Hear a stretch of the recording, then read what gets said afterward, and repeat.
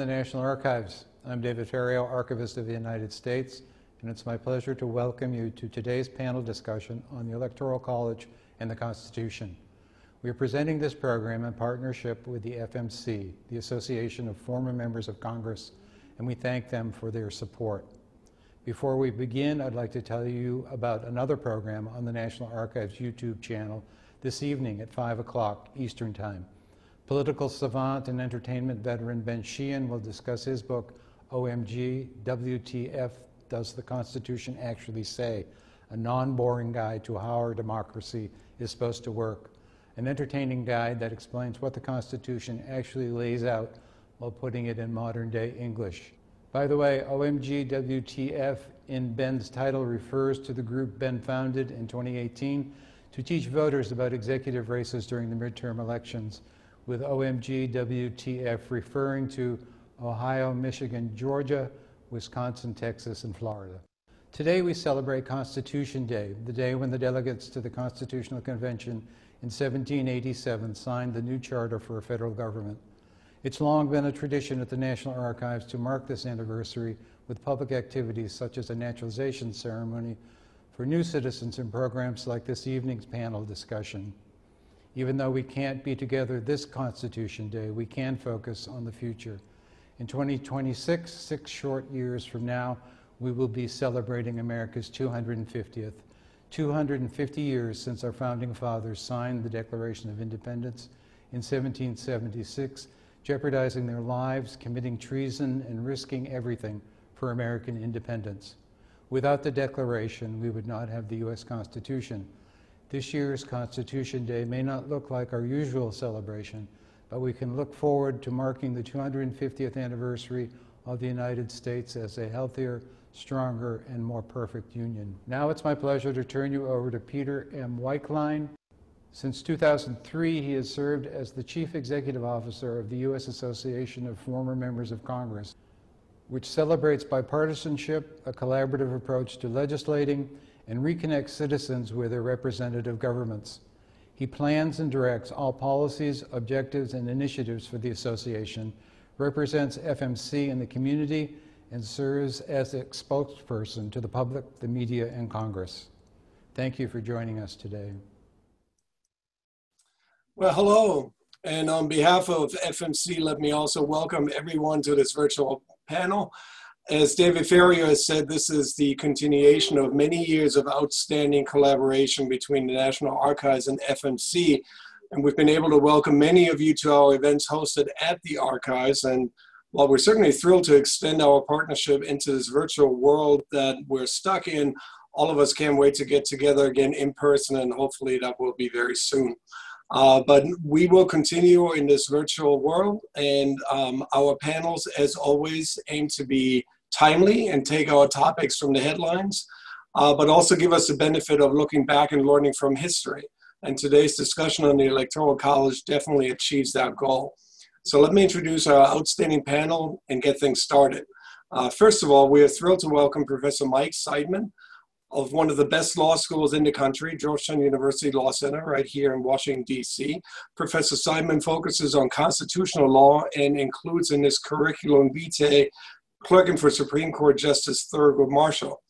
We're especially appreciative of his time because he joined us at very short notice as a substitute for his colleague, Professor Anthony Cook, who unfortunately has a family emergency, and we certainly wish him all the best. We're also joined by Congressman Jamie Raskin, a Democrat representing Maryland's 8th Congressional District.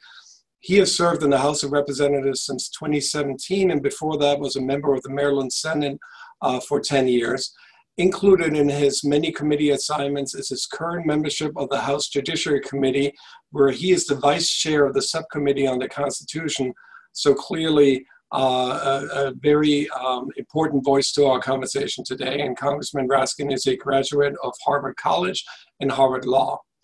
Former member of Congress Bob Goodlatte is not only a member of the board of directors of FMC, but also the former Republican representative of Virginia's 6th Congressional District. In his almost 30 years of service in the House of Representatives, he held a number of high-profile committee positions and chairmanships. And for our conversation today, I want to especially highlight his 6-year chairmanship of the House Judiciary Committee. He earned his law degree at Washington and Lee University in Virginia.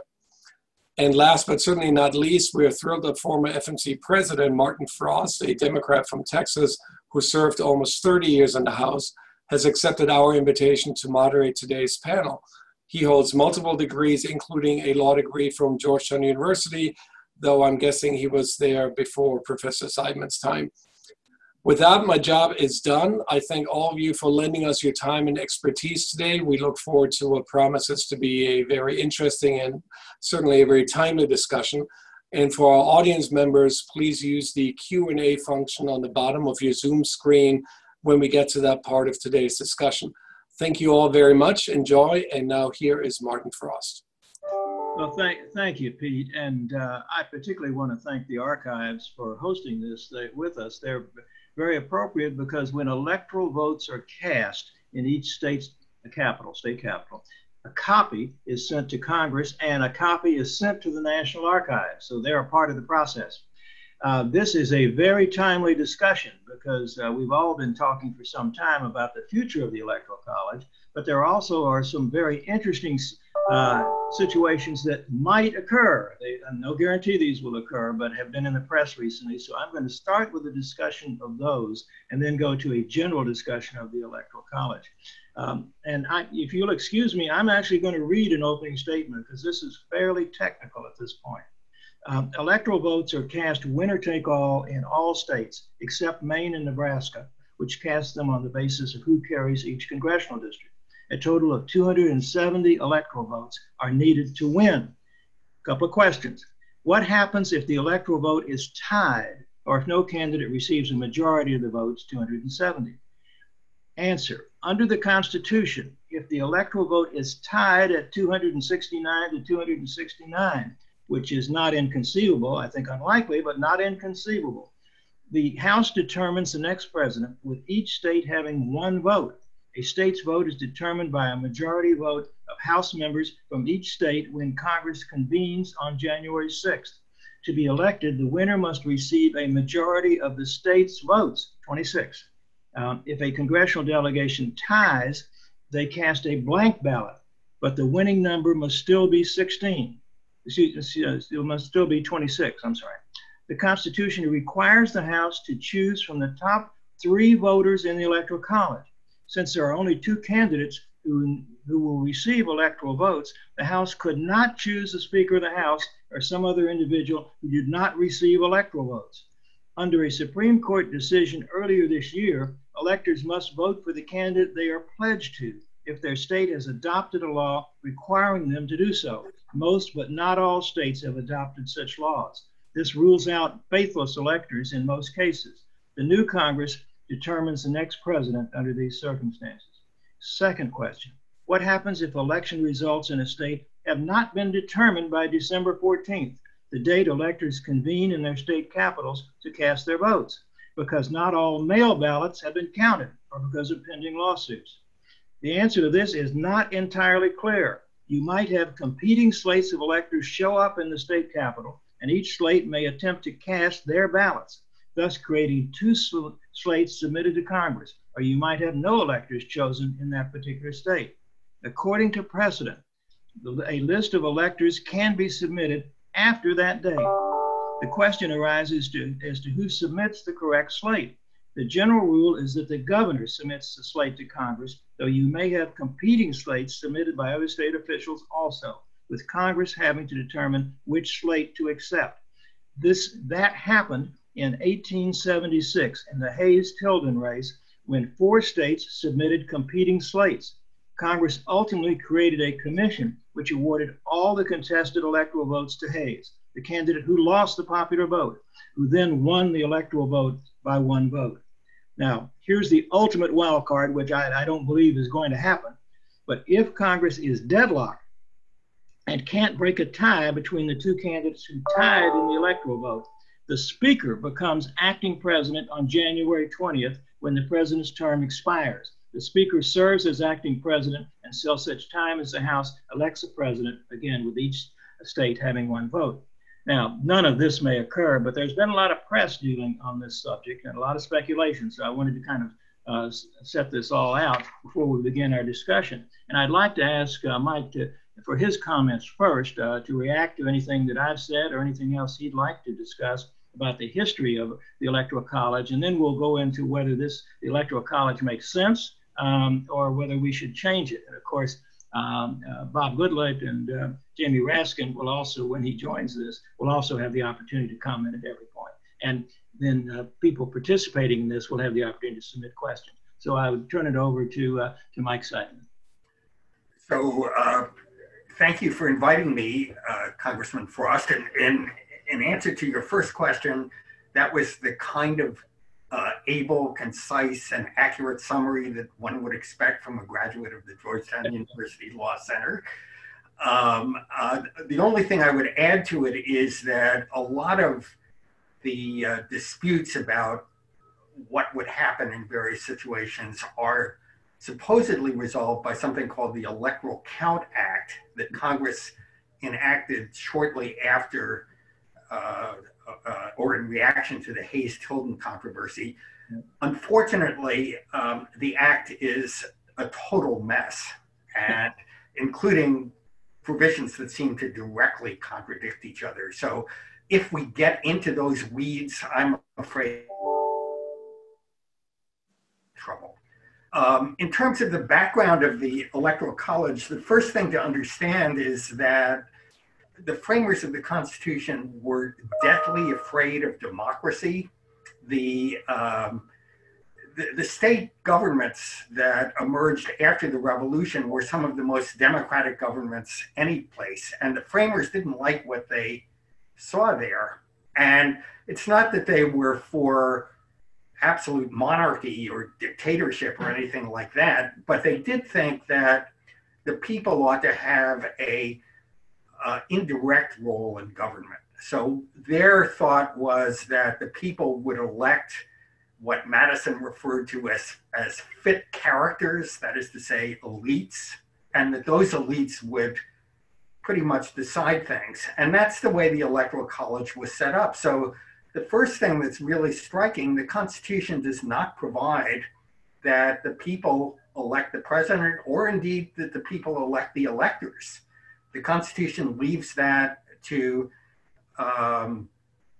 state legislatures to decide how the electors are elected. And then the electors, and the original idea was they were supposed to be really smart, public-minded people who would actually deliberate and decide who the president was going to be. And because the framers had not imagined the party system, they thought that it would, the regular course of events would be that the electors would not come to a majority judgment, in which case the president would be chosen from the top 3 candidates by the House. Now, things haven't worked out anything like what the framers imagined, and so we are kind of stuck with the worst of both worlds. On the one hand, the electors no longer actually deliberate, they're figureheads, they're not the kind of people the framers imagined. But on the other hand, we're stuck with a lot of the anomalies that the Electoral College produces. So just, for example, in 4 out of the last 5 presidential elections, the person elected president did not receive a majority of the vote of the American people. And in 2 out of the 5 last elections, the person who did receive the majority of the votes of the American people were not elected. Or to put it a slightly more partisan cast on it, Democrats have received a majority of the vote in the last 4 out of the 5 last presidential elections, but they've only won 2 out of those 5. So I think I'll stop there, and we can, I suppose, talk more about what to do about all this. Yeah, and of course, that's because of the way votes are distributed in the Electoral College, the winner-take-all aspect of that, and that the candidate in 2 of those cases, the candidate who won the popular, who lost the popular vote was able to win the electoral vote because his votes were in the right place. Bob Goodlatte, any general reactions? And we're later going to go on to, should we keep the Electoral College or do something else? Sure. Well, Martin, first of all, I want to thank U.S. Association of Former Members of Congress and the National Archives. And it's great to be with you again. and to be joined by my friend and former colleague, Jamie Raskin, and Professor Seidman. Thank you so much for filling in at the last minute. I want to just say in general that I think the Electoral College it's certainly not without controversy, but it has served the country well in a number of respects. And if you were to change it, there are a lot of things that would have to be addressed in order to do that. We'll talk about that in a minute. But the ways that it's served us well are it has avoided the need for a nationwide recount.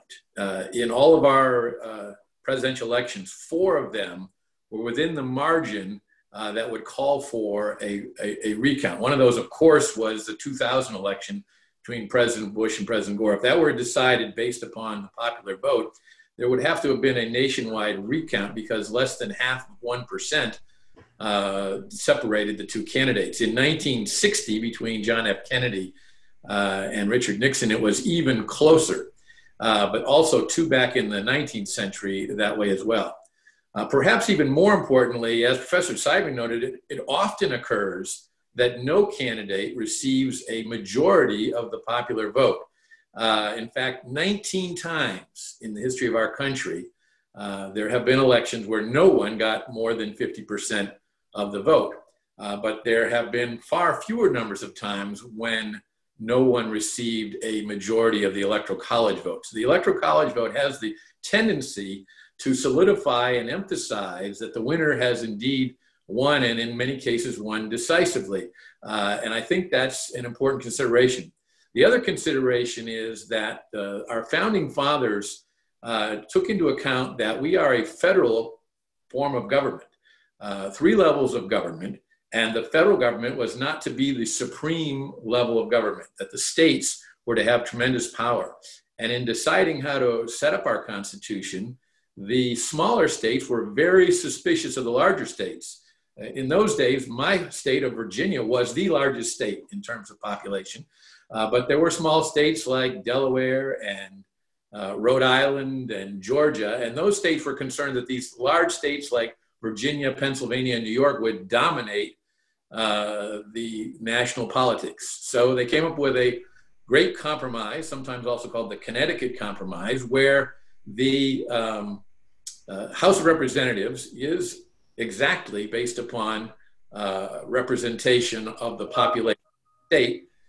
The Senate, however, is completely based simply on 2 senators for each state, whether it's today California, which has 80 times the population of Wyoming. Wyoming and California each have 2 senators. And this also carried over into their design for the executive branch of our government by selecting the president through this electoral college, but also giving a not as great a weight as you have in the Senate, but a greater weight to the smaller states than you have for the larger states. So for example, Wyoming gets 3 electoral votes, California gets 55, nearly 17, 18 times as many electoral college votes, but not the 80 times that they would get if we're strictly based upon population. I think you have to take that into consideration because those suspicions by small states of the larger states still hold true today, just like they did back then. And Bob, according to the compromise, no state can receive less than 3 electoral votes. They at least get 3, even if they have very little population. That's correct. Jamie Raskin, I don't believe is on yet. I'll ask, he had a staff member who was going to fill in for him. I would ask if Jamie has been on the call yet. Congressman Frost, the Congress is currently voting, so Congressman Raskin will join us as soon as votes are complete. Okay, well, presumably his picture will pop up on here. We'll know when he's joined us. Let's turn for a moment about some of the proposals to change the Electoral College. Bob Goodlatte made reference to one of those, which would be going to a straight popular vote. Now, that would, of course, require a constitutional amendment. Most of the proposals would require a constitutional amendment. And as we all know, it's very hard to amend our Constitution. A constitutional amendment has to be passed by 2/3 of each House of Congress and 3/4 of the states. And so once again, the small states who tend to like the Electoral College might refuse to adopt that kind of constitutional amendment. But again, let's talk about going to a straight popular vote. Some countries have that, like France. And when they do, they require a runoff if no candidate receives more than 50%. Now, the problem for us is that our election is on the first Tuesday after the first Monday in November, and that if you had a runoff, that would be sometime between Thanksgiving and Christmas, which would be a terrible time to have a runoff election for president. So that if you were going to go to a straight popular vote, you might have to change the date of the election. You might have to move that up to October so that you could have a runoff before Thanksgiving. That's just a minor factor, but it's something to, quite frankly, to consider because again, it's very unlikely that we would let someone, if we went to a popular vote, let someone be elected with less than 50%. And the problem is that while third and fourth party and fifth party candidates under our current system get votes, they don't win electoral votes except in unusual circumstances. But if you had a hotly contested race, it's certainly possible that third, fourth, and fifth party candidates could get 5, 10, maybe even 15 million votes, enough to prevent the winner from being able to have 50%, over 50%. Now, we've had 5 instances in our history in which one candidate has won the electoral vote and the other candidate has won the popular vote. Bob alluded to 2 of the recent ones on that. And so that's one of the reasons that people say, well, maybe this electoral college doesn't make so much sense if you can have one candidate win the popular vote and the other win the electoral vote. But nothing is easy. There are some other proposals to change the electoral college. One would be to allocate the electoral vote based on a percentage. And if a candidate got 60% of the vote in a state, that candidate would get 60% of the electoral vote and the other candidate would get 40%. And as you can imagine, it depends on whose goose is getting slaughtered here in terms of how people view that. People in California might say, well, Democrats win California. We would like all those electoral votes. We don't want the Republicans to get a proportionate share. And Republicans in my state of Texas, who normally carry the vote, would say, no, likewise, we want to get all those electoral votes. We don't want the Democrats to have any electoral votes. So this proportional idea has, let's just say, has some problems. Another one would be to allocate them according to congressional districts. Now, you wouldn't have to amend the Constitution to do that, because as I've mentioned, you have 2 states, Nebraska and Maine, who already allocate those on the basis of congressional districts. The problem is that congressional districts from time to time have been gerrymandered in favor of one party or the other. Now, I'm not trying to be partisan here. The Republicans have been very good at gerrymandering recently, but in prior years, the Democrats gerrymandered. So it depends on which party controls the state legislature. So I'm not so sure that having the electoral votes allocated on the basis of who carries a particular congressional district makes sense unless we change the way congressional districts are drawn and we rule out gerrymandering. The Supreme Court has refused to do that in this last term, said, no, we're not going to touch that subject. And it's some states have adopted nonpartisan commissions to draw congressional districts, but the majority of congressional districts are still drawn by legislatures and often on a partisan basis on who controls the legislature. And there's some other proposals too, but those are the main ones that have been under consideration. I would start with Bob. You have any thoughts about these various proposals? You've already spoken a little bit, I think, about the popular vote. Sure. Well, I think you're absolutely right that a lot of state legislatures, depending upon how they perceive the electoral vote in full from their state is going to go, are going to be reluctant to do what Maine and Nebraska have done. But I do think that is a step in the direction of fairness. In your state of Texas, Democrats would get some electoral votes where they haven't in recent decades been getting any in California.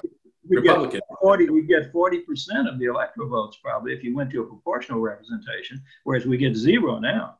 Correct. And the same thing would be true in California. But again, our Constitution recognizes the importance of the power of the states in this area. And so they're the ones who will make these decisions. And of course, even a constitutional amendment, the states are all powerful, whether you choose the route of getting 2/3 of the vote in the House or 2/3 of the vote in the Senate, or as our Constitution was originally drafted, go through a constitutional convention. No, we don't want to do that. Even that has to be ratified by 38 states, so 3/4 of the states, before it becomes law. So it's difficult to amend the Constitution, but that was a decision made to continue to empower the states to be able to do that. So there are things like that you can do. If you were to amend the Constitution and go to popular vote, as I think a majority of people in our country would like to do, there are a number of things you have to consider. And what I mentioned earlier about recounts is a very, very important one, because a nation, you just recall what happened in 2000 in Florida with all those hanging chads and people's eyeballs popping out trying to determine whether or not each individual ballot that was cast was cast for a candidate or not. If you took that to every precinct in every state in the country, that would be a national crisis, in my opinion, in part because every state has different laws in terms of how you count the ballots, and also in terms of how you go about conducting the election. For example, in California, what's called harvesting the vote, or where people go out and actually knock on doors and get people's ballots and deliver them to the registrar's office or polling place, that's legal. But in North Carolina, we had a congressional race overturned just a couple of years ago because harvesting the vote is illegal in North Carolina. So you'd have to have a federally run election, which we don't do today. We also entrust that power to the states. Let me ask Mike. Mike, do you have any thoughts? Is this something you've researched or you've thought about in terms of if we were going to change the Electoral College, how we would do it? So let me just put my cards on the table first. I'm in favor of abolishing the Electoral College. I like all questions that are worth talking about. This one is complicated, and Congressman Goodlatte has given some arguments on the other side. In the end, I don't think they're dispositive.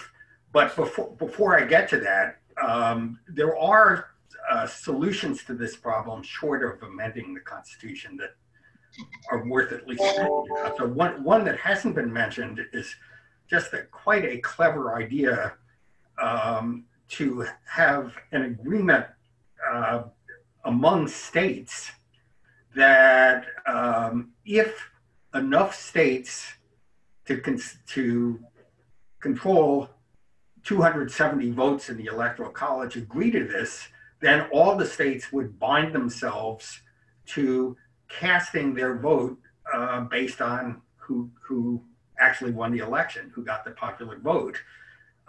That would be an end run around the Electoral College, in effect. It would mean that the presidency would be decided by a majority of the votes. And this is not just a hypothetical proposal. There are, as things stand now, there were 15 states who've agreed to this. They control 190 of the electoral votes. They have to get to 270.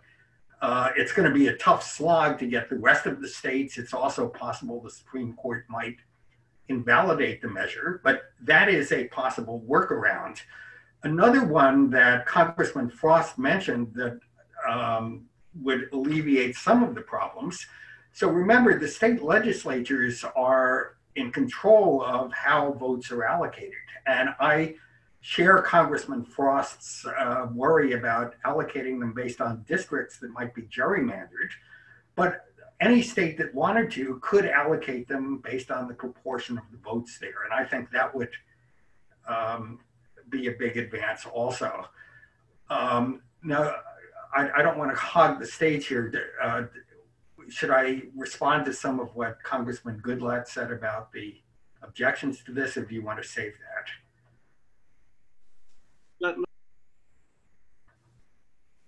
You're muted, Martin. You're muted. We can't hear you. And I'm on. Okay, let's save that for a while, Mike. Okay. But you know, it's on this compact issue. I'd like to just talk about that for a moment. there really are two objections to that. I mean, one, the only states that have adopted the compact so far are Democratic states, democratically controlled states, because the Democrats have won the popular vote but lost the electoral vote, and so the Democrats would like to make this have a system that goes directly to the popular vote through the compact.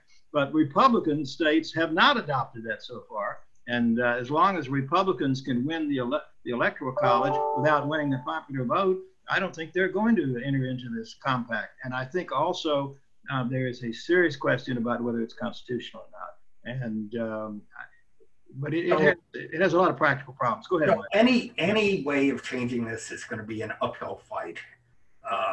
It's going to be hard, and it's going to require organizing and education and advocacy.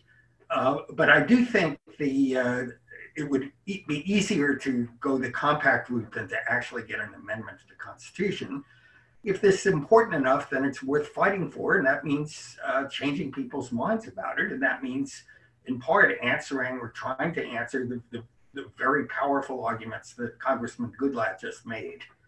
But Mike, if I were in and I used to, of course, I represented a Republican state, Texas, and if I were back in Texas, and if I were in the legislature in Texas rather than being in Congress, I would say I don't want to do that. You know, we can win under the system the way it is. Why would I want to make it a popular vote election when it would be even harder if I were Republican in the legislature of Texas? Why would I want to make it even harder for us to, for my party to win by going to this compact? Let me ask, Bob, do you have any comments on that?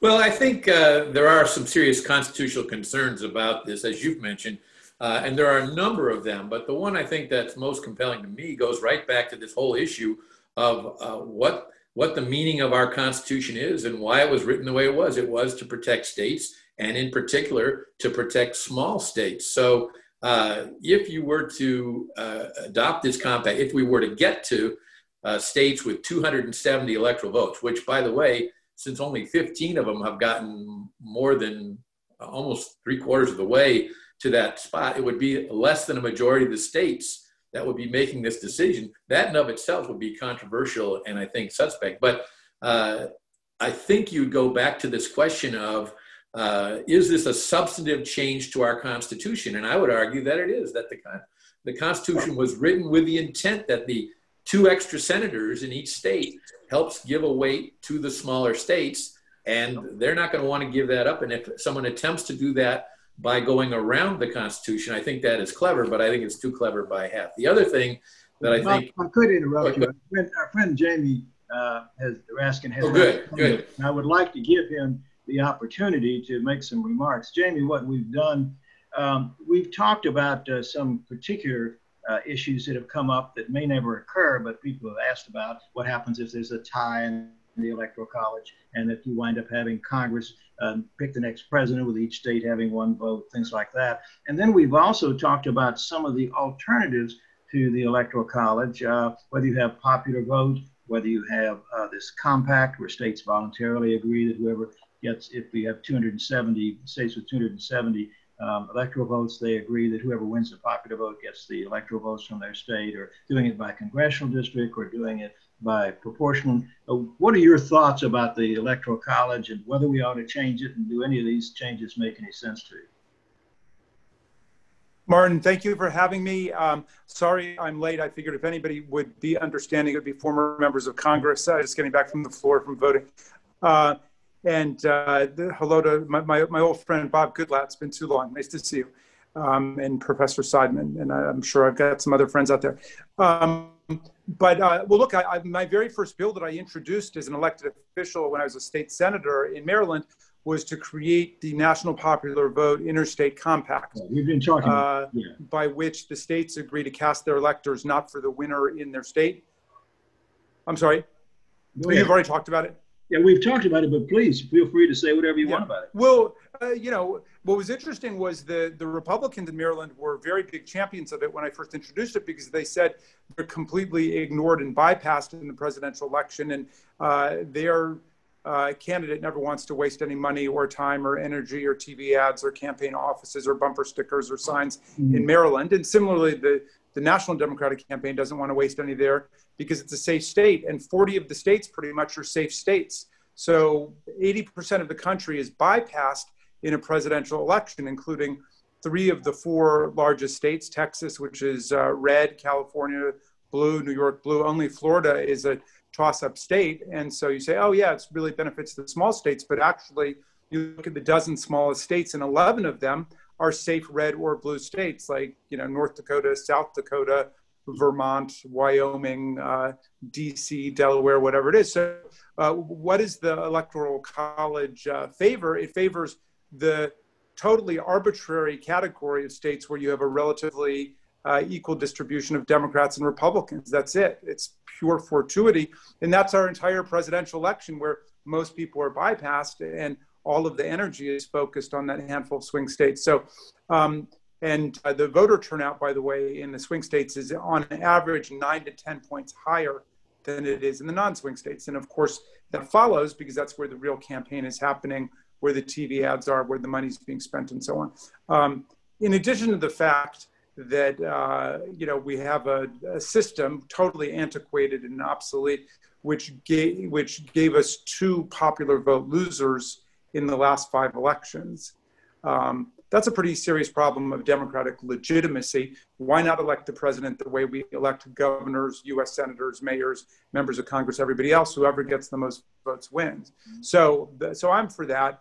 And now we have the added problem of all of the intricate Byzantine and confusing procedures that may follow a failure in the Electoral College, if indeed you do get Republican legislatures in states where you get popular Democratic majorities, voting for Biden, Wisconsin, North Carolina, Pennsylvania, deciding not to cast Electoral College votes, which has happened before in our history, or casting them for Trump. But if nobody gets a majority, then through the 12th Amendment, it's kicked into the House of Representatives, where we then vote, not one member, one vote, but by state. And so, all of these arcane procedures kick in, and there's lots of gaps and conflicts and inscrutable ambiguities that are going to operate there. And so it's just not a safe way for us to proceed. And it's obviously a recipe for political disaster, where everybody just reads everything through their partisan lens instead of having a system set up in advance that everybody agrees to before, any controversies erupt. Jamie, if I could interrupt and make a couple of observations. First of all, I pointed out before you got on that it would be very hard for the compact to be adopted by states with 270 electoral votes, because the only states that have adopted it so far are states that Democrats carry. The Republicans don't want the Interstate Compact because, and this is not a partisan statement on my part, it's because they can win without winning the popular vote if they win the electoral vote. Why would they want to change the system? Now, secondly, some people have raised, you alluded to this, and I just want to be clear, I've done a little research on this. I don't believe that after the date of the election, November 3rd, that state legislatures could suddenly decide they're going to decide how to cast the electoral vote. I believe that under the existing law, the state legislatures would have to make that decision before November 3rd for them to then take away the electoral vote based upon the popular vote in their state.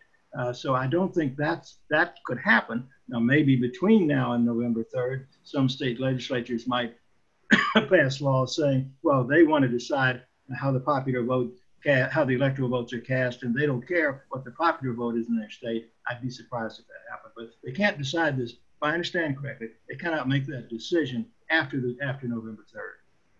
So whoever wins the state's going to get the popular vote, going to get the electoral vote in their state, but it may be hard to determine who's going to win some of these states. And you may have, as I mentioned, you may have people show up on December 14th if no winner has been declared in the state, and you may have competing slates of electors submitted in states. That happened, of course, in the Hayes-Tilden election.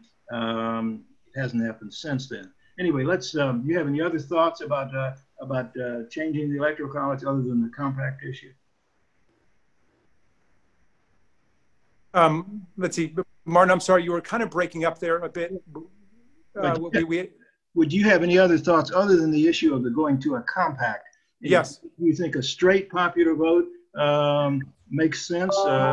Yes.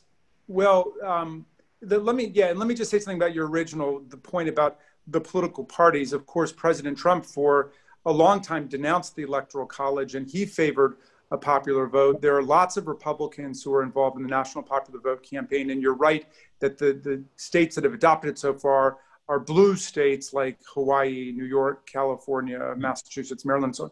But on the other hand, there are lots of Republicans who do support it. There are several Republican-controlled chambers of state legislatures that have passed it, including in Michigan.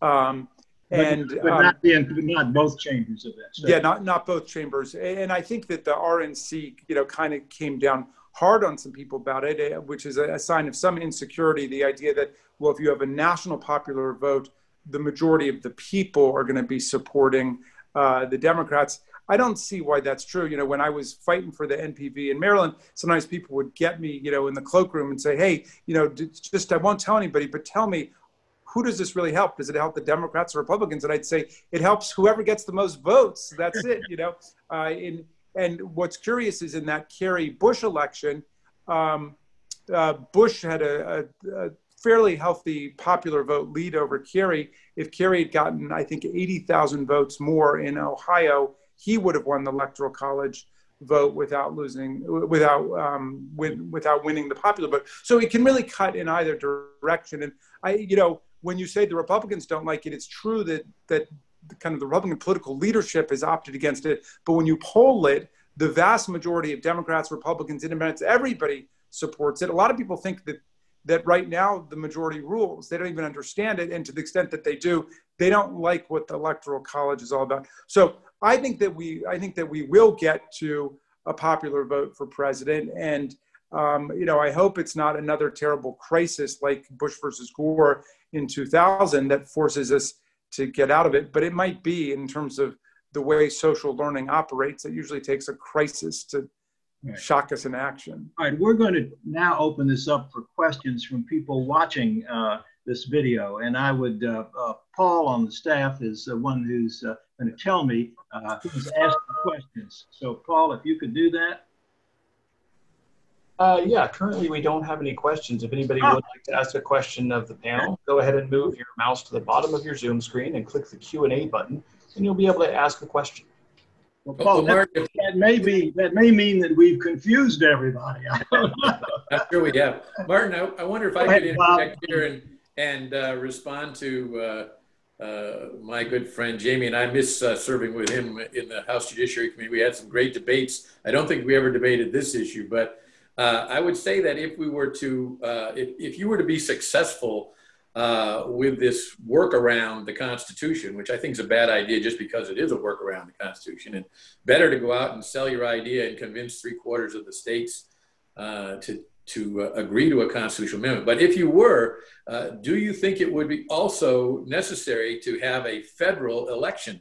Since we don't have federal elections today, the elections are run by each of the states. And I noted earlier before you joined that some of the laws in those states are extremely different. For example, California allows vote harvesting, whereas North Carolina disqualified an election because the candidate and his campaign team, a member of my party, were accused of vote harvesting, which is against the law in North Carolina. So the other question that I would have is there's no mechanism here for a recount.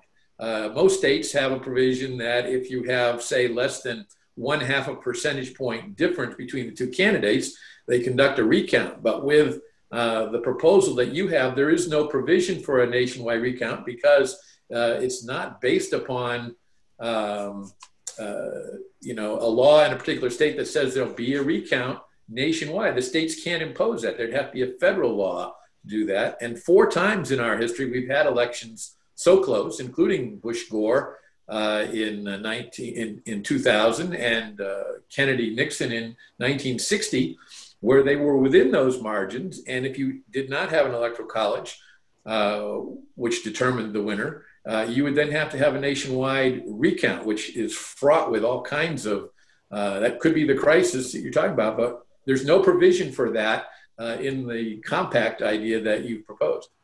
Jamie, let me give our law professor a chance to join in. He has spoken previously before you on that.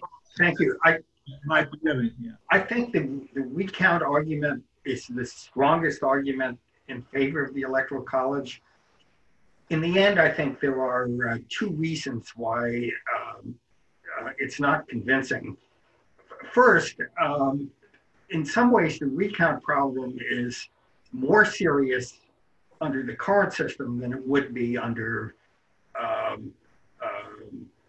a popular vote. So it is true, in 4 times in our history, there have been situations where the national vote has been very close. But that's much less likely than the vote in particular states being very close. And because under the Electoral College system, a movement of, say, 300 or 400 votes can create a huge block of electors who can decide the race, as happened in Florida in 2000. The problem is actually more serious on the state level than the national level. The second point is you do have to ask the compared to what question. So if it's really true that a national recount is impractical, the solution to that is not to have one. And there just wouldn't be a recount. And what would that mean? That would mean that in very, very close elections, where the winner is arbitrary in any event, once in a while, somebody who had just a few votes less than somebody else would end up getting to be president. We have to compare that to the system we have now, where it just regularly. Now we do have 2 out of the last 5 elections, the person who had less votes got to be. And that's much worse. We have a limited amount of time, so I would like to go to questions from the audience. We do have a few questions from the audience now, and I'm not sure, Barbara Burkmeyer, I don't know if she can unmute herself, or do we just ask the question for her? Paul, you'll have to give me some guidance on that. Barbara, if you want to go ahead and unmute your microphone, you can ask your question now. How are members elected to the Electoral College? Yeah, I'll give you the short answer on that. The candidates file slates with the state.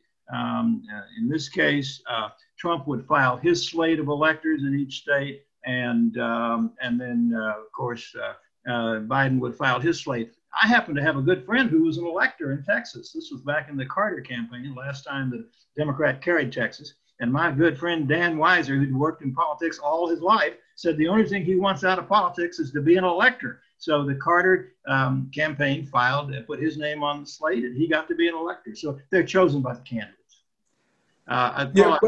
What's interesting, Martin, just about that is that the electors, of course, now in most states are bound to vote for the person they're pledged to, which is the exact opposite of the rationale for the Electoral College that was defended for so long, which is that you're going to elect people who will engage in deliberative wisdom and use their judgment to make the right choice. But of course, we use it mechanically and automatically now, which just suggests if we're going to do it mechanically and automatically, we should make sure that a majority wins rather than a plurality or minority.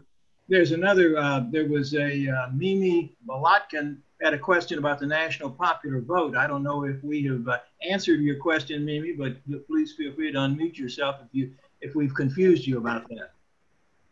Oh, yeah, I guess I didn't understand if the compact that you're proposing, Congressman Raskin, passed, what would there be plurality presidents as opposed to majority presidents then? Would there be a requirement for a majority? Well, until we actually amend the Constitution to create a majority vote, no, we're still operating with the Electoral College, which of course doesn't guarantee a majority. It doesn't even guarantee a plurality in the popular vote. It just guarantees or is premised on a majority in the Electoral College. So the Electoral College can work out in a lot of different ways, which is why when you get to the 12th Amendment, it says, well, if there's no majority, you take the top 3 candidates. And those are the ones that are sent into the House of Representatives. But what we're doing under the national popular vote is we're saying whoever wins the most votes nationally, so you would either need a majority or plurality of votes, gets all the electoral college votes, essentially. Jamie, And we're in answer to her question, that person could be a plurality winner. It doesn't that there's no guarantee. Plurality, yes. That's a majority winner. It could be the person, the top majority voter. or plurality. And today they could be the loser, as we've seen in two times in the last 5 elections. Like they could be the person who comes in, behind the winner. We have a question from Keith Oenig. I'm not sure I'm pronouncing it correctly, but Keith, you had a question. Go ahead and ask it. You have to unmute yourself. Yes, well, what are the problems in having a federally run election for the presidency and vice presidency? And would that require an amendment to the Constitution? Well, I'm going to let the people on the Judiciary Committee deal with that. I'm not sure, but we have a hybrid now. It's a mixture, right? So the states set up the basic rules, but under the Constitution, we can superimpose regulation on that, like the Voting Rights Act and other laws that we pass. And so, like almost everything else in the federalist system, it's a hybrid. And I do think it's becoming a problem for us. And we saw it was a problem in Florida in 2000. All of us are sort of at the mercy of what particular states do. So if you compare our electoral system to Canada or Mexico or countries around the world, it's very different. In those countries, they have national electoral commissions that are nonpartisan, they're independent, they're professional. They're in charge of making sure that there is a national vote that has integrity to it. We have, in many cases, elected officials overseeing it. So in 2000, of course, Katherine Harris was both the chair of the Bush campaign and the Secretary of State in Florida overseeing the election. And that has caused huge problems for us. So I would like us to move more towards national uniform standards in terms of the ballot, counting of ballots, and election machinery. Jamie, if I could interject one thing, and then if Bob wants to say something. Of course, you've got the hot issue right now of voting by mail. And if you had a national election, the federal government might decide, okay, everybody can vote by mail in this country, and some people are opposed to that, as you know. If you had a national election, you'd have national standards for all kinds of things. Bob? Well, I just want to say that there are very, very different points of view in different parts of the country about how to conduct this. And I think that that federalist aspect of our government is something that I think should be preserved. So in order to have an effective national federal election, I think there are lots of things that would have to be made consistent if you were to take Professor Seidman's advice and say, okay, whoever gets the majority of the popular vote wins, and we're not going to have a recount. Boy, there sure have to be an awful lot of trust in that system for people to accept a vote where one candidate won over the other by only, say, tens of thousands of votes, which could easily be overturned out of 100 million plus. Yes. So I don't think there's any necessary connection between having, on the one hand, a popular vote and on the other hand, have state-run elections. You could easily do both of those things. If I could just echo that, I mean, I think the problem that Bob points out is real, but it's a much greater indictment of the current system. The rest of the country has to wait to see how Florida decides it wants to count its ballots or what kind of machinery they're going to use before we determine who's going to be the next president. And so that's a problem under today's system, because we don't have general standards of quality and uniformity in terms of at least defining what a ballot is. I agree with Bob in this election. It's crazy, the president is attacking vote by mail and absentee voting and so on, which many states have. I think federalism should operate there. Oregon, Utah, they've been doing vote by mail for many years. I don't think that should be up to the federal government, much less the president. But I do think that it's a separate question of how we're going to elect the president, because the electoral college system, I think it's just defunct now. It's just not working. But if you're saying that there should be one vote total for the election of a president of the United States, why would you have 50 or 51, counting the District of Columbia, separate voting systems with different rules and procedures? Are you calling for a federal election commission? Well, no, we have to use that now. That's why. Well, we have to use it now under the national popular vote system, because that's where the votes are being counted. So under the current system, we have to trust the secretaries of state and the vote counting systems that exist in the states. And now, though, instead of just saying, well, you decide and we're going to cast our electors for who wins in our state, we're saying, let's tabulate them, let's add them up, whoever wins nationally. I think Mike wanted the floor on this. Mike, were you trying to say something? Well, I'll say something different. Here's just a way of thinking about this that maybe clarifies the issue.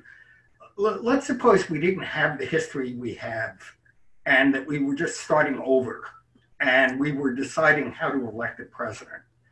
Does anybody for a minute think that what we would do is have this cockamamie, complicated, crazy system for electing a president? I don't think anybody would suggest it, much less advocate for it. And one illustration of that is that there's no other country in the world that has anything like this. So it's true we're not starting over. It's true that there are problems with what academics call path dependence. We are where we are, but given the fact that almost everybody, I think, would agree this would not be a sensible system, it does make sense to try to figure out whether there are plausible ways of getting rid of it and getting something that's more sensible. Of course, cockamamie is an old Texas expression. Let me just add one point to that, and that is that there are many, many, many democratic countries around the world who do not elect their national leader through a direct popular election. In fact, virtually every parliamentary system in the world elects the prime minister, who runs not only the executive branch, but also runs the legislative branch through the votes of the members of the legislature. So this is a hybrid system. It broke away from, it's different than any other country in that respect, but our system of government is different than most other countries in the same respect because of our system of checks and balances and our system of federalist power, where we devolve a lot of power from the federal government to the states. This is simply a part of that. We've got a question from Jim Ross Lightfoot. Is he still with us? And Jim, if you want to unmute your screen, we'd like to hear from you. Well, good morning, Martin and Bob. Long time since we've seen each other. I don't remember which one of you bought me coffee last, but it's been a while. My question over all of this, because I represented Iowa. I'm retired now in Texas, Martin, in your home state. But where in Texas are you? Clear over in the Piney Woods on the east side. No, that's where my family was from. Anyway, go ahead. Little town of White Oak. Yeah, we like Texas because the taxes are low. Anyway, I won't get into go that. Ahead, yeah. All right, I represented Iowa, which is considered a small state. Yeah. And my concern is, if we don't have a system of some kind, how in the world do we protect the small states from the large ones? Because a issue that would win the vote in, let's say, New York, the solution to that may be entirely different than what it would be in Iowa or South Dakota or somewhere. So I think there has to be some mechanism that gives the smaller states some kind of a footing other than just a popular vote. Because on a popular vote, they never win anything. And as you guys both know, we've voted on things for our individual states because we represent them. And that's entirely different than what a national vote would do. So the structural protection for the small states, of course, is in the U.S. Senate. And the national popular vote doesn't alter that balance at all. We have one president who can come from a big state like Trump, New York or Florida or wherever he's from now, or it could be a small state like Biden from Delaware. And so, but we only have one president. And if you think about it, right now, the way the Electoral College system is working, it's not benefiting small states or big states, it's benefiting swing states. And within the category of swing states, it's the big ones. It's Ohio, it's Michigan, it's Florida. And there, I think the only small swing state is really, I'm not even sure New Hampshire is anymore, but they don't really exist anymore. Maybe one of the congressional districts in Maine could go either way. So they don't benefit from it. It's just a myth going way back. In fact, if you run a presidential campaign under a national popular vote system, theoretically, you will have a proportional allocation of all your resources to wherever people are. Just like if you're running for governor in Texas, you're not just going to campaign in Houston and Austin. You're going to campaign in the rural areas, in the suburbs, and so on, you know, depending on where you think you can get votes. So just to reinforce that point, there was a study done of the 2004 election that found that 4/5 of the money and resources used by the candidates in the election were used in 5 states. And none of those states were small states. They were swing states. It also,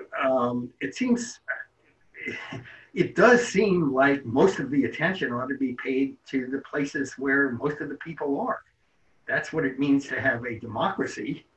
And yes, there's some interest in protecting minorities, but gee whiz, of all the minorities we might protect, say unpopular political views or racial minorities or people with different sexual preferences, why we should be particularly concerned about the minority of people who live in Wyoming and they get this special protection that no other minorities get is really a tough question to answer, it seems to me.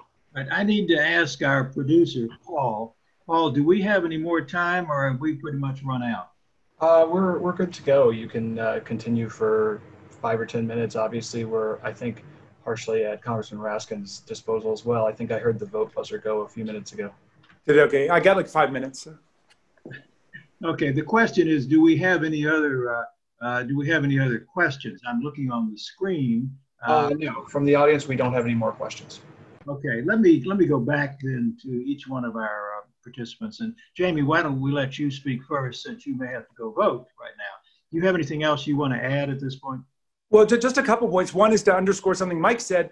You know, we spend, I think it's tens of millions, maybe it's hundreds of millions a year, exporting American democratic ideas through the National Democratic Institute and I think it's called the Independent Republican Institute.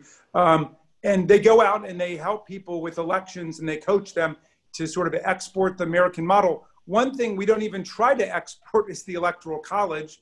You know, there's no country that has adopted it. It just doesn't make any sense. So you really, if you're going to embrace it, you've got to embrace it kind of as just a relic and just a tradition, because the logic of it is gone and it's becoming increasingly difficult and indefensible. Let's elect the president the way we elect everybody else. Whoever gets the most votes wins. And we could decide eventually, if we amend the Constitution, whether we want to have some kind of built-in runoff. I'm drawn to the ranked choice voting system, you know, so that you don't end up the way we've ended up with presidents, you know, who got maybe just 42% or 43% of the vote in a plurality because you've got a strong third-party candidate like Ross Perot or Ralph Nader or whatever. So there are things that we can do about that. But right now, there's just a kind of whimsical randomness and arbitrariness to the process that is becoming increasingly vulnerable to manipulation. And it's just dangerous, the kinds of scenarios that people are spinning out under the Electoral College today and the contingent election. Got to ask, Bob, do you have any other comments at this point? Well, I think that our Constitution should have meaning. And if you want to change the Constitution, take into consideration all of these other considerations, including whether the leader of our country should strictly be a straight up popularity contest. There are an awful lot of democratic countries who do not choose some have a president who's a figurehead, but then a prime minister who runs both the legislative branch and the executive branch of the government, like the United Kingdom does, like Canada.